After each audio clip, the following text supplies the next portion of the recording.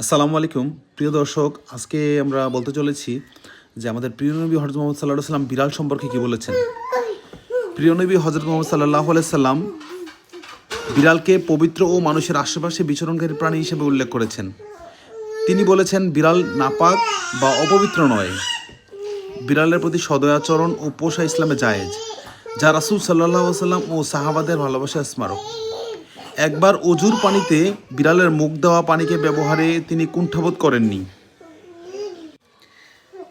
এই বিড়ালের নাম হচ্ছে মিনু।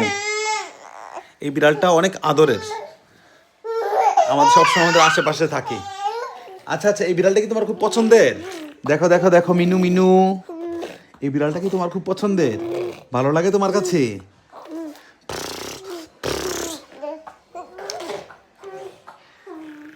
আপনার যখন মন খারাপ থাকে তখন আপনি আপনার পোষা বিড়াল থাকলে তার সাথে সময় কাটাবেন, দেখবেন অনেক ভালো লাগবে, মনটা ভালো হয়ে যাবে। তুমি গাড়ি চালাবে নাকি? হ্যাঁ, আল্লাহ আল্লাহ আল্লাহ আল্লাহ আল্লাহ আল্লাহ।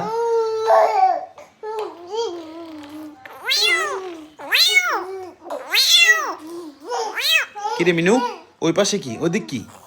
হ্যাঁ ওদিক কি? আবার ওদিক কি? মিনু, ঘুমাচ্ছিস কেন? আবার ওদিক কি? হ্যাঁ, কোনো খাবারের খোঁজে নাকি কোনো শিকারের খোঁজে? এই যে রেহান বিড়ালের পাশে দাঁড়িয়ে আছে, দেখো দেখো, রেহান বিড়ালের পাশে দাঁড়িয়ে আছে। বিড়াল মনে হয় বাতাস দেখে বাতাস পেয়ে ঘুমাচ্ছে। এই বিড়াল, তোমার কি ঘুমাতে ইচ্ছা করতেছে? হুম হুম হুম হুম কি রে, কি রে?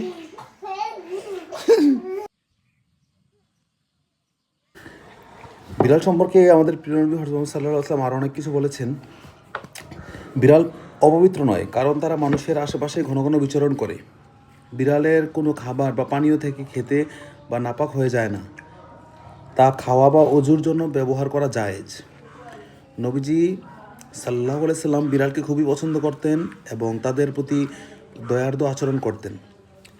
বিড়াল লালন পালন করা বা ঘরে পোষা ইসলামে জায়েজ এবং একটি মানবিক কাজ।